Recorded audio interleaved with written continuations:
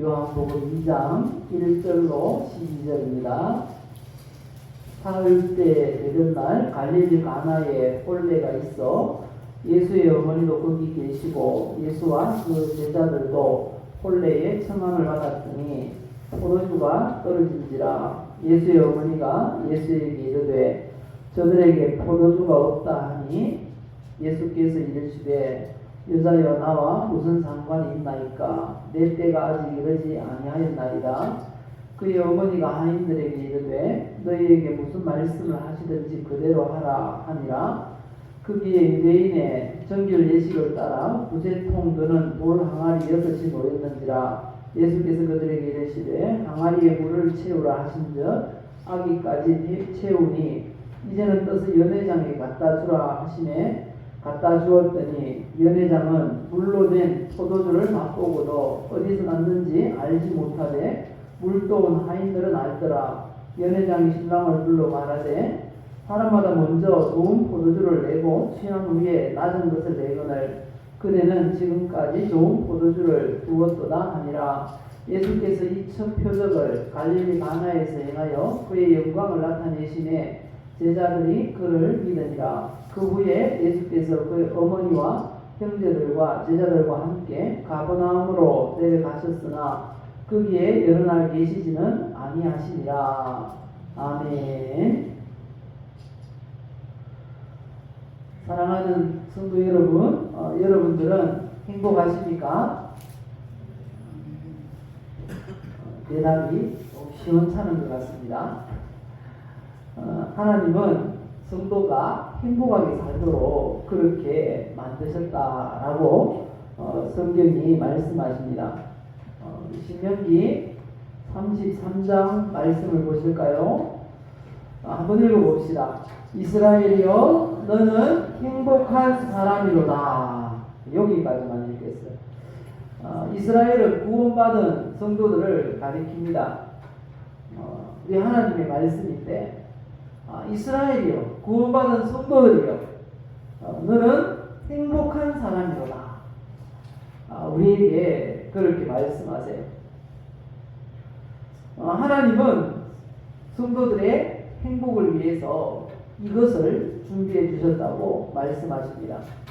신명기 10장 13절 보시면 내가 오늘 네 행복을 위하여 내게 명하는 여호와의 명령과 규례를 지킬 것이 아니냐 이렇게 말씀하십니다. 성도가 행복한 삶을 살 수 있도록 하기 위해서 하나님은 말씀을 주셨다고, 성경 말씀을 주셨다고 그렇게 말씀합니다. 하나님께서 이렇게 배려해 주셨음에도 불구하고 행복하지 않다고 느끼고 있다면 오늘 말씀을 통해서 행복을 찾을 수 있기를 바랍니다. 왜냐하면 성도는 항상 잔치하는 인생을 살아야 하거든요.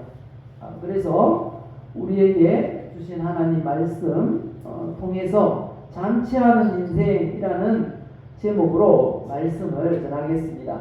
우리 한번 우리 입술로 고백함으로 우리의 인생을 만들어 갑시다. 나는 하나님의 사랑을 받고 있습니다. 하나님은 나를 치료하십니다. 하나님은 나에게 복을 주십니다.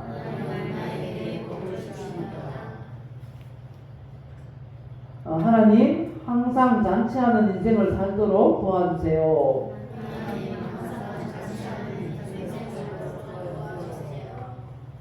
우리가 입술로 고백한 대로 우리의 인생이 항상 잔치하는 그런 인생이 다 되시기를 예수님의 이름으로 축복합니다. 그런데 대부분의 이 사람들은 잔치하는 그런 인생, 늘 기대가 있고 또 즐거움이 있고 웃음이 있고 모든 게 풍성한 그런 인생을 대부분 이 사람들이 누리지 못하고 사는 것이 아닌가라는 생각을 해봅니다. 왜 그럴까요? 이유가 있을 텐데요. 그 첫 번째 이유는 인생은 부족하기 때문입니다. 갈릴리 가나 이 한 마을에 결혼잔치가 있었습니다. 모든 것이 완벽하게 준비되었다고 그렇게 생각했는데 손님이 얼마나 올지 예상도 하고 음식도 충분하게 준비했다 싶었는데 그 잔치에 가장 중요한 음식 하나가 부족하게 되었습니다. 오늘 말씀을 보니까 포도주가 없다 이렇게 된 것입니다. 그 당시 잔치에 가장 중요한 음식은 바로 이 포도주였습니다. 어쩌면 이 포도주라는 건 오늘날의 술과는 다른 그런 개념입니다. 성경에서는 이 포도주를 즐거움을 상징하는 단어로 사용하고 있습니다. 인생의 즐거움과 행복을 상징하는 단어가 이 포도주입니다. 그런데 이 잔치에, 그것도 결혼잔치에 행복을 상징하는 그 포도주가 떨어졌다 라는 것입니다. 인생이란 바로 이런 것입니다. 정말 완벽하게 살고 싶은데 그게 잘 안 돼요. 행복하게 살고 싶은데 그게 잘 안 되는 게 인생이라는 것입니다. 뭔가가 부족한 게 인생이다 라는 것을 우리는 알 수 있습니다. 인생을 살아갈 때 어떤 사람들은 계산을 하고 살아갑니다.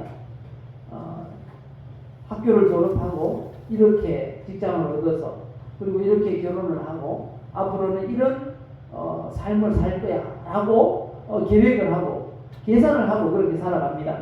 그런데 우리가 계산한 대로 인생이 다 사라지던가요? 잘 안 된다 라는 걸 모두가 느끼실 것입니다. 왜 그런 정말 완벽해야 되는 인생 가운데 이런 부족함이 있는 것일까요?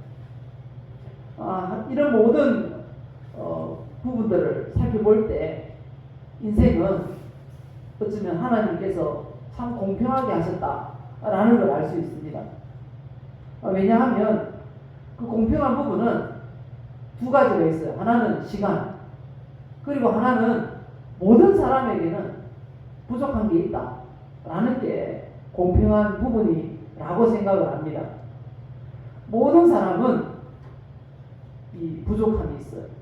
그래서 잔치하는 인생, 그것도 항상 잔치하는 인생을 살지 못하고 있는 것입니다. 이 부족함을 채우려고 사람들은 계속해서 달려갑니다. 공부를 하고 또 더 열심히 무엇인가 모아보려고 애를 쓰는 모습을 우리가 볼 수가 있는 것입니다. 왜 그렇게 부담을 가지고 애를 쓰며 살아갑니까? 부족하기 때문에. 그 부족한 걸 채우려고 그렇게 한다는 것입니다.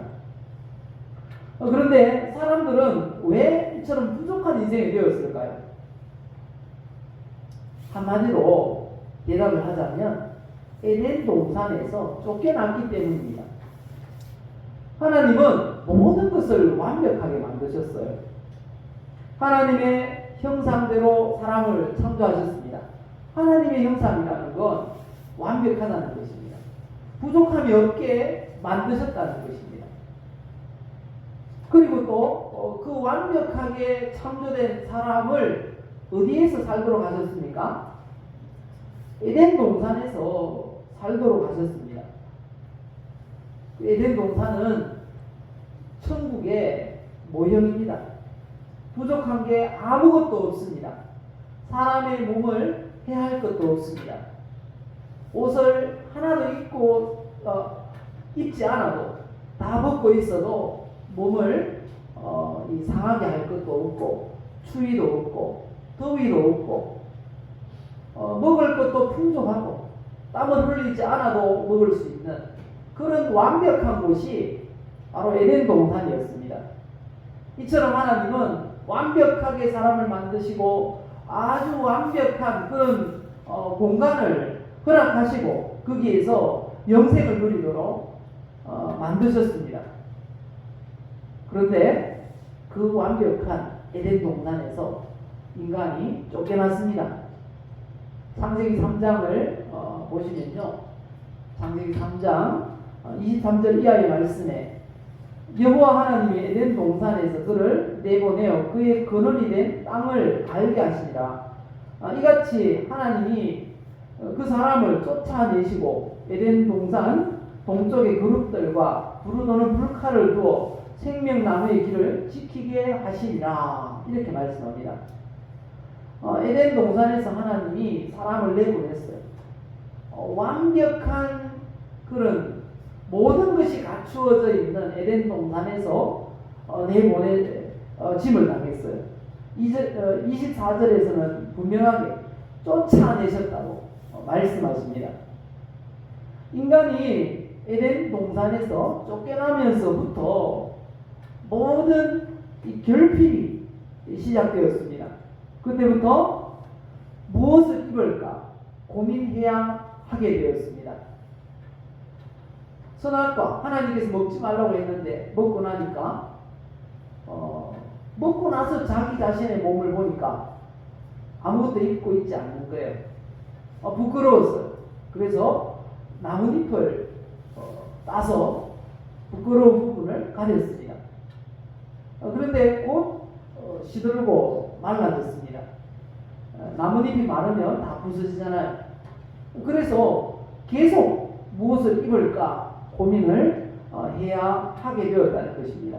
그게 지금까지 무엇을 입을까 고민해요. 오늘 아침에도 교회에 이렇게 나오시면서 출타하면서 오늘은 뭐 입지 걱정 안 하신 분 계십니까?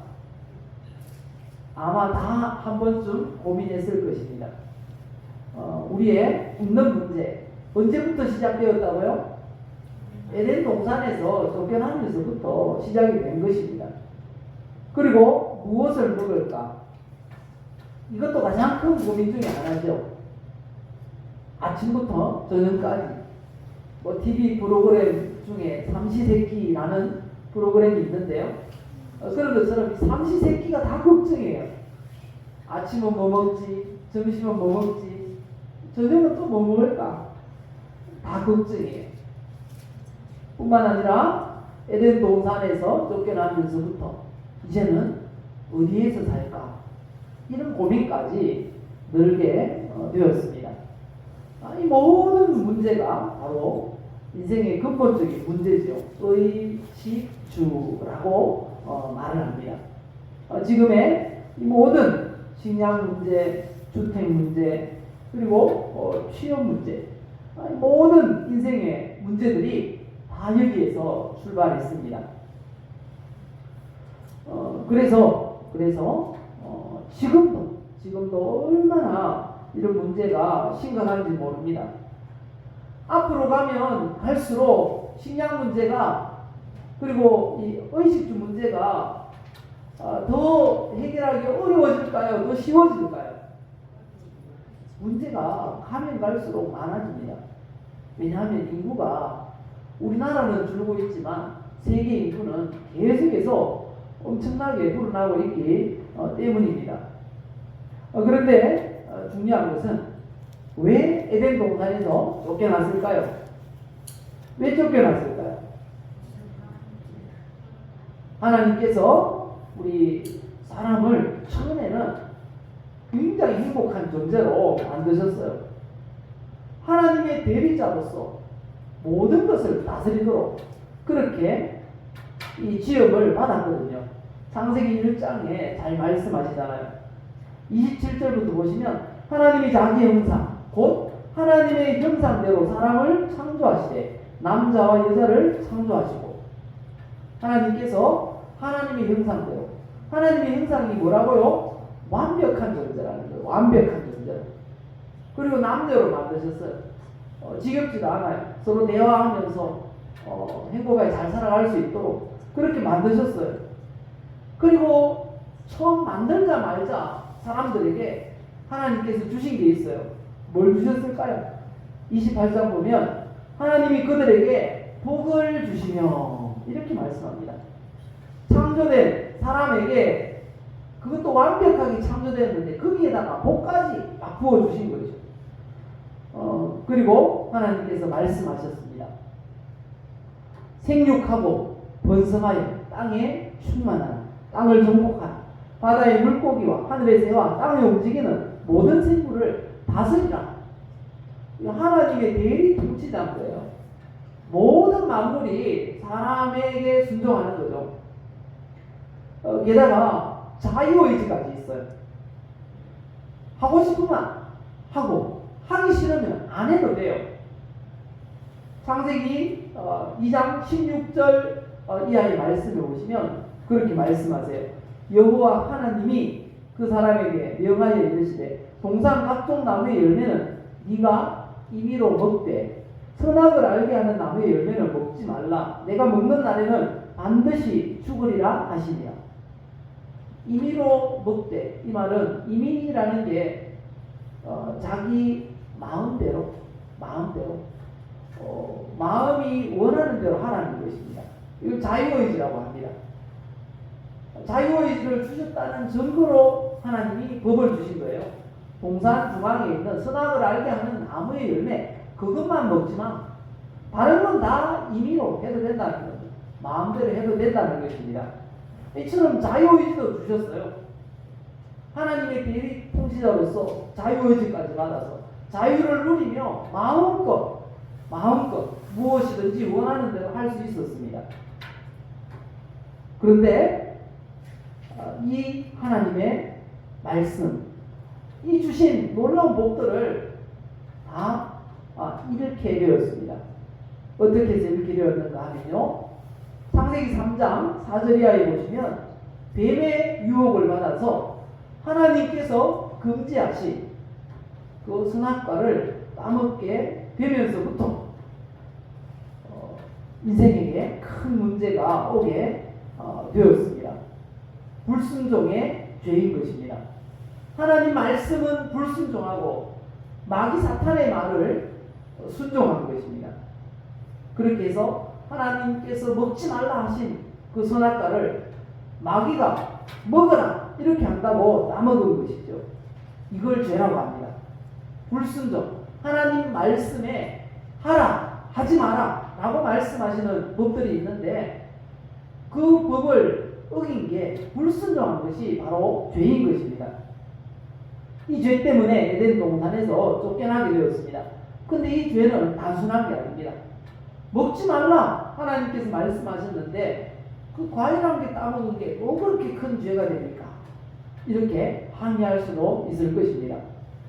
그런데 이 문제는 단순한 문제가 아닙니다. 왜냐하면 하나님을 주인으로, 아버지로 모시고 살던 아담과 하와가 이제 마귀의 말에 순종함으로 말미암아 마귀 사탄을 주인으로 모시고 아버지로 모시는 그런 인생이 되어버린 것입니다. 주인이 바뀐 거예요. 부모가 바뀐 겁니다. 그래서 이게 엄청난 죄가 되는 것입니다. 왜냐하면 로마서 6장 16절에 보면 누구에게 순종하든지 그 순종함을 받는 자의 종이 되는 줄을 알지 못하느냐 이렇게 말하거든요. 마귀의 말에 순종했기 때문에 그때부터 마귀의 종이 된 것입니다. 마귀의 자녀가 된 것이죠. 요한복음 1장 12절에 보면 우리는 원래는 하나님의 자녀였어요. 하나님의 자녀로 지음을 받은 것입니다.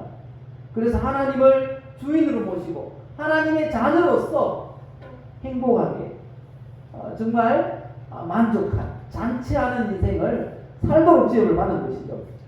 그런데 범죄하고 나서 이런 존재가 되어버렸다고 말씀하세요. 요한복음 8장 44절 너희는 너희의 아비 마귀에게서 났으니 이제 신분이 바뀐 거예요. 마귀에게 순종함으로 말미암아 마귀의 자녀가 되었다라고 성경이 말씀합니다. 그런데 더 심각한 문제는 아담 하와만 그렇게 된 것이 아닙니다. 아담 하와로부터 태어난 모든 인류가 다 죄인이 되었다고 성경이 말씀하세요. 로마서 5장 12절 이하의 말씀을 보실까요?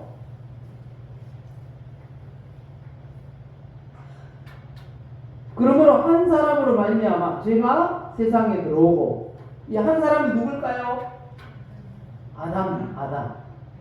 그리고 죄로 말미암아 사망이 들어왔나니 이와 같이 모든 사람이 죄를 지었으므로 사망이 모든 사람에게 이르렀느니라. 한 사람 아담의 죄가 인류의 죄가 되었다는 겁니다. 무엇 때문에요? 유전 그랬죠. 유전. 피를 타고 죄가 흘러온 것입니다. 유전과 대표성의 원리에 의해서 인류가 죄인이 되었습니다. 이렇게 해서 인류는 부족한 존재가 되었어요. 에덴 동산에서 쫓겨남으로 말미암아 완벽한 곳에 쫓겨나니까 더욱더 비참하게 살게 되는 겁니다. 그래서 모든 사람이 부족하니까 그 부족함을 채우려고 어떻게 하겠습니까? 마귀 사탄이 주인이니까 열심히 일해서 내 부족한 걸 채우고 열심히 공부해서 채우고 무엇인가 열심히 노력해서 채워야 되는데 그렇게 하지 않아요. 전쟁을 일으켜서 약한 나라 쳐들어가서 빼앗아오게 되었다는 거예요. 그래서 인류의 역사가 시작된 이래로 전쟁이 없었던 날은, 이 지구촌에 전쟁이 없었던 날은 단 하루도 없었다는 겁니다. 그래서 인류의 역사를 혹자는 전쟁의 역사다 이렇게 이야기를 합니다. 인류가 바로 부족 사태에 지금 빠져 있는 것입니다. 그러면 어떻게 해야 잔치하는 인생을 회복할 수 있을까요? 어떻게 회복할 수 있을까요? 첫 번째는 예수 그리스도를 주인으로 모셔야 합니다. 주인을 바꿨기 때문에 에덴 동산에서 쫓겨나게 되었고 에덴 동산에서 쫓겨났기 때문에 날마다 잔치하는 인생이 아니라 부족한 거 그거 메꾸려고 치고받고 싸우는 그런 불행한 인생이 되고 만 것입니다. 그래서 주인을 다시 바꿔야 됩니다. 예수 그리스도를.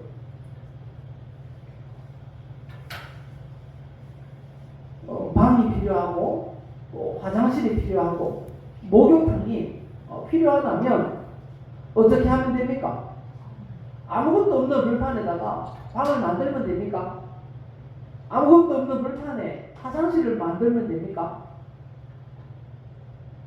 이 공간들이 다 있는, 화장실이 있고 방들이 많고 목욕탕이 있는 그런 집을 사면 다 해결되는 거 아니겠습니까? 영적인 원리에 있어도 마찬가지입니다. 부족한 것 그거 한 개 한 개 이렇게 완벽하게 채우려고 영적인 부분에 있어서 노력하기보다는 한 개만 바꾸면 돼요. 뭘 바꾸면 됩니까? 주인만 바꾸면 된다는 거예요. 주인이 누가 되어야 우리 인생이 잔치하는 인생이 될 수 있을까요? 예수 그리스도가 주인이 되시면 다 된다는 겁니다. 왜냐하면 예수 그리스도 안에는 하늘과 땅의 모든 좋은 것이 다 들어있어요. 보실까요? 같이 읽어봅시다. 찬송하리로다 하나님 곧 우리 주 예수 그리스도의 아버지께서 그리스도 안에서 하늘에 속한 모든 신령한 복을 우리에게 주시되. 우리 하나님 안에는, 예수 그리스도 안에는 모든 신령한 복이 다 들어있다는 것입니다. 그래서 우리에게 주실 수 있는 거죠. 그리고 골로새서 2장, 학개서 2장 우리 말씀도 같이 읽읍시다. 자, 앞에 보시고 같이 읽겠습니다. 그 안에는 지혜와 지식의 모든 보화가 감추어져 있느니라. 은도 내 것이요 금도 내 것이라. 만군의 여호와의 말이니라. 우리 주님 안에, 하나님 안에는, 예수 그리스도 안에는 모든 복이, 우리가 원하는 것이 다 들어있어요. 그래서 그분이 주인이 되면 우리 인생이 잔치하는 인생이 될 수가 있다는 것입니다. 오늘 본문으로 돌아와서 이 혼인잔치집의 즐거움과 흥을 상징하는 흥을 돋우는 이 포도주가 떨어졌습니다. 그런데 이 문제가 어떻게 해결되었다고 하십니까? 오늘 본문 5절 이하의 말씀을 보십시다. 이렇게 하면 해결된다고 말씀하세요. 5절 말씀 보시면 그 어머니가 누굽니까? 예수님의 어머니 마리아를 가리킵니다. 이 마리아가 하인들에게 말합니다. 너희에게 무슨 말씀을 하시든지 그대로 하라. 이게 무슨 의미인가 하면 예수님이 주인이 된다는 것입니다. 그 시간 그 포도주가 떨어진 그 잔치집에 예수님이 주인이 되면 해결된다는 거예요. 무슨 말씀을 하시든지 그대로 하라. 종들은 누구의 말만 듣습니까? 주인의 말만 들어야 합니다. 그런데 그 하인들에게 예수님이 무슨 말을 하시든지 그대로 하라. 그 말은 예수님을 이 잔치집의 주인으로 지금 인정하라라는 것입니다.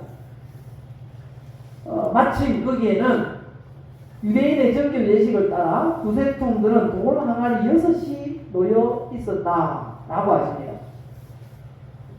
이 돌 항아리 6개가 놓여 있었습니다. 잔치집에 왜 그렇게 많은 돌 항아리를 놓았는가? 거기에 또 물을 또 채워놨습니다. 유대인들은 항상 깨끗해야 된다고 생각을 했습니다. 그래서 집에 들어올 때는 반드시 손을 씻어요. 손을 씻고 손님을 맞이하기 위해서 돌 항아리를 준비해 놓은 것입니다. 그런데 그 돌 항아리에 이제 손님들이 들어가면서 손을 씻었어요. 그래서 다시 물을 다 비운 상태입니다. 더러운 물이니까 다 비워놓은 그런 상태죠. 그런 상태인데 예수께서 이렇게 말씀하시는 거예요.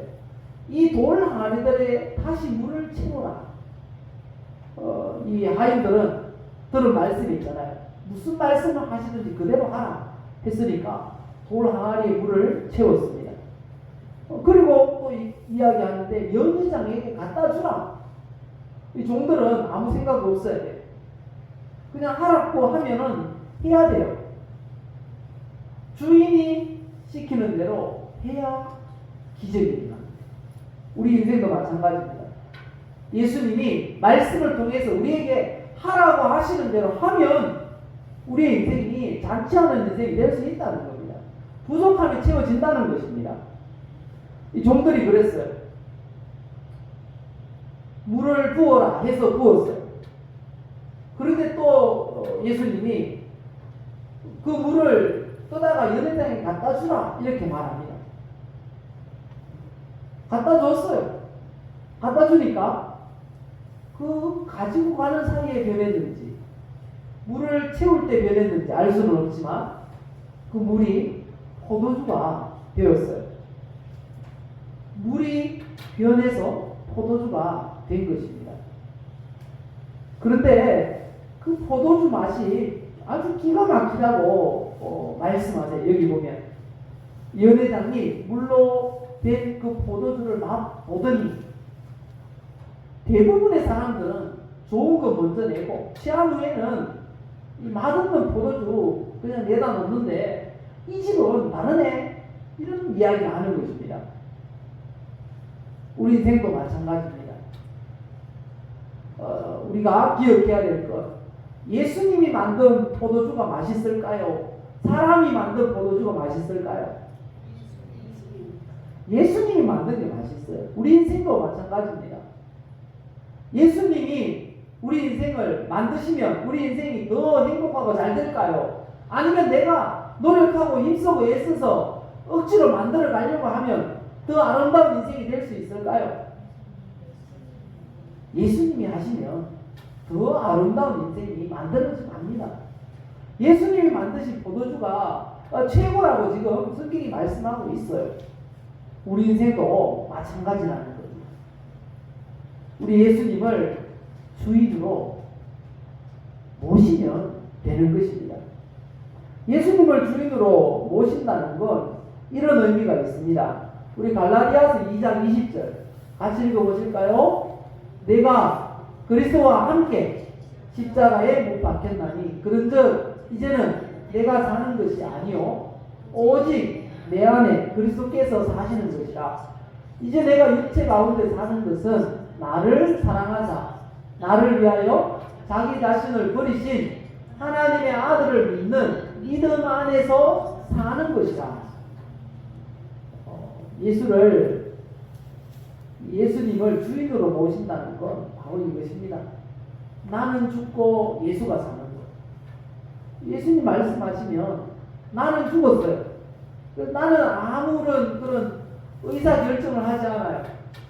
말씀대로 그냥 순종하는 게 바로 주인으로 모시는 것이다 라는 것을 지금 말씀하고 있는 것입니다. 무슨 계획이든지 주님께서 어떻게 생각하시는지 주님의 계획이 어떤지를 먼저 물어보고 그렇게 일을 진행해야 한다는 것입니다. 계획을 세울 때도 세우기 전에도 주님께서 그걸 원하십니까? 라고 물어보아야 된다는 것입니다. 무슨 일이든지 우리 하나님께 물어보고 진행해야 한다는 것입니다. 어떻게 하나님 앞에 물어볼 수 있습니까? 하나님 앞에 물어보는 게 뭘까요? 기도예요. 기도. 우리 늘 해오던 대로 있죠. 먼저 기도하고 아침에 일어나면 뭐 해야 됩니까? 먼저 기도. 잠자리에 들기 전에 또 뭐 해야 됩니까? 먼저 기도. 또 우리가 식사하기 전에 또 뭐 해야 됩니까? 먼저 기도. 먼저 기도해야 됩니다.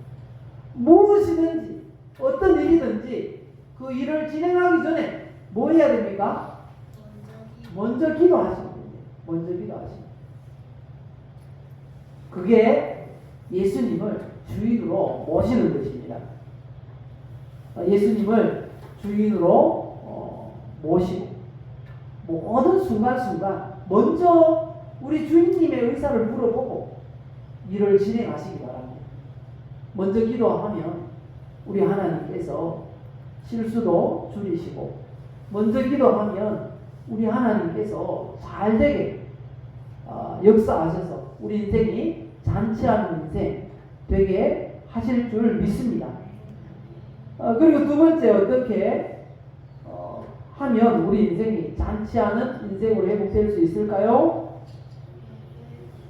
예배 공동체를 이루고 살아야 한다라고 말씀하십니다. 하나님은 이 성민들이 이 세상을 상징하는 나일 강가의 그 풍성한 그 애굽에서 살기를 원하지 않으셨어요.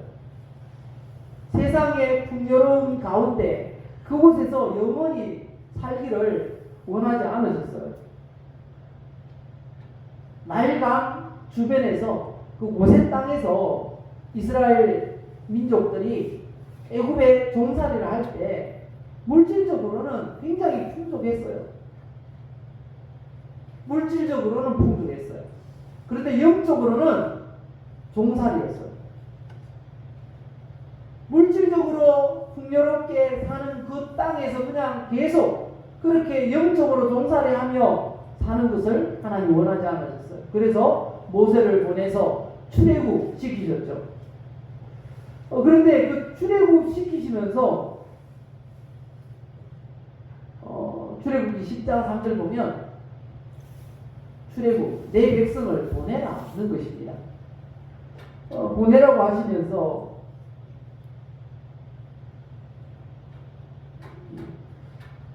왜 출애굽을 해야 되는지에 대해서 출애굽의 이유에 대해서 이 말씀을 보면 분명하게 말씀하고 있습니다. 왜 내 백성을 보내라고 하셨을까요?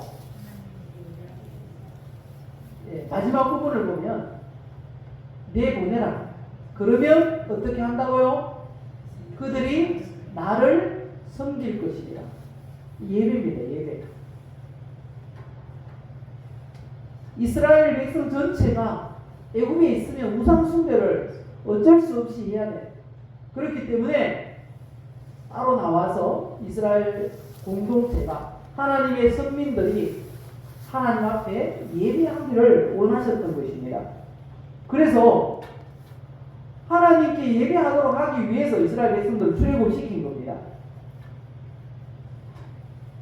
예수님을 주인으로 모시고 사는 우리 이 성도들에게 가장 중요한 일이 있는데 그게 뭔가 하면 바로 예배인 것입니다. 말씀처럼 출애굽한 성도는 오늘날 예수 믿고 구원받은 성도를 가리키는 거죠. 예수 믿고 구원받은 성도들은 그들이 나를 섬길 것이다. 예배해야 한다는 것입니다. 그래서 신약 성경에도 예배를 이 성도에게 있어서 가장 중요하다라고 말씀하세요. 이걸 하나님이 가장 기뻐하신다고 말씀하세요. 읽어보실까요? 그러므로 형제들아 내가 하나님의 모든 자비하심으로 너희를 권하노니 너희 몸을 하나님이 기뻐하시는 거룩한 산 제물로 드리라. 이게 뭐라고요? 우리가 하나님 앞에 드릴 영적 예배니라 라고 말씀하십니다. 바로 예배가 잔치하는 인생을 회복하는 열쇠라고 말할 수가 있는 것입니다. 예배만 잘 드려도 우리 하나님께서 잔치하는 인생이 되도록 하신다고 우리에게 약속하십니다. 신명기 28장에 보면요 복에 대해서 쭉 나열하십니다. 성읍에서도 복을 받고 들에서도 복을 받을 것이며 내 몸의 자녀와 내 토지의 소산과 내 짐승의 새끼와 소와 양의 새끼가 복을 받을 것이며 내 광주리와 뜻 반죽 그릇이 복을 받을 것이며 내가 들어와도 복을 받고 나가도 복을 받을 것이니라 나열합니다. 복을 받기를 우리 하나님 원하시기 때문에 그렇게 나열하시죠. 그리고 13절에 보면 여호와께서 너를 머리가 되고 꼬리가 되지 않게 하시며 위에만 있고 아래에 있지 않게 하시리니 라고 말씀하십니다. 그러면서 어떻게 하면 이런 복을 받을 수 있다고 하십니까? 13절 하반절부터 보시면요 오직 너는 내가 오늘 내게 명령하는 내 하나님 여호와의 명령을 듣고 지켜 행하며 그리고 어떻게 하라고요? 14절 내가 오늘 너희에게 명령하는 그 말씀을 떠나 좌로나 우로나 치우치지 아니하고 다른 신을 따라 숨기지 아니하면 이와 같다. 다른 신을 숨기지 않는다라는 말씀은 무슨 의미죠? 누구만 숨기라는 말입니까? 하나님만 숨기라는 말입니다. 하나님만 숨기면 이와 같은 복을 받을 것이다 말씀하고 있는 것이죠. 하나님을 숨기는 게 뭐라고요? 예배입니다. 예배를 얼마나 중요하게 생각하시는지요? 이 말씀을 읽고 마치겠는데요. 성경에서 가장 큰 계명이 뭔가? 어떤 이 율법사가 물었어요. 예수님께. 가장 큰 계명이 뭡니까? 예수님이 어떻게 대답하셨을까요? 이렇게 대답했습니다. 37절부터 읽어보실까요? 예수께서 이르시되 내 마음을 다하고 목숨을 다하고 뜻을 다하여 주 너의 하나님을 사랑하라 하셨으니 이것이 크고 첫째 되는 계명이요 둘째도 그와 같으니 내 이웃을 내 자신같이 사랑하라 하셨으니 이 두 계명이 율법과 온 율법과 선지자의 강령이니라. 여기서 모든 것을 다해서 하나님을 사랑한다 라는 표현이 바로 예배입니다. 예배. 오늘 말씀의 결론을 맺겠습니다. 이 땅을 살아가는 우리는 우리의 환경을 넘어서 지금 현재 나의 처지를 넘어서 항상 잔치하는 그런 인생을 살아야 합니다. 늘 행복하게 살아야 합니다. 그렇게 생각하십니까? 그렇게 살기 위해서, 잔치하는 인생을 살기 위해서 어떻게 해야 된다고요? 두 가지를 말씀드렸는데요. 첫째는 어떻게 하면 됩니까? 예수님을 주인으로 모셔라. 예수님이 주인이 되면 잔치하는 인생을 살 수 있습니다. 그리고 두 번째는요, 예배 공동체를 이루라. 예배에 정말 최선을 다해야 됩니다. 예배를 드리기 위해서 최선을 다해야 됩니다. 오늘 말씀 꼭 기억하시고 우리의 신앙생활에 그대로 적용해서 늘 잔치하는 인생을 살아가는 우리 성도님들 다 되시기를 예수님의 이름으로 축복합니다.